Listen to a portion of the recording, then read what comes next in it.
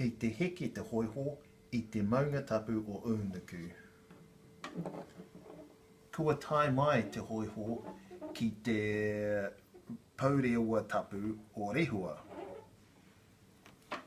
Ka tahi, ka puta mai a Rehua, ka ki mai a Rehua, ko wai koe e haere ana mai ki toku whare. Ka kia hoiho, ko manawa nui ahau. Ka tahi, ka puta mai ana tamariki, ma runga I te waka.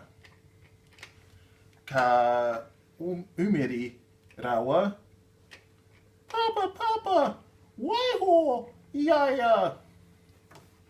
Ka tahi, ka tau te mauri o Rehua.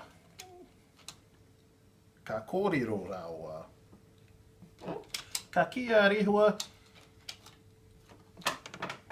iaha koe, I uru ai ki roto I tēnei ao. Ka ki Manua Nui, aua, I uru noiho ahau I tētahi tomokanga.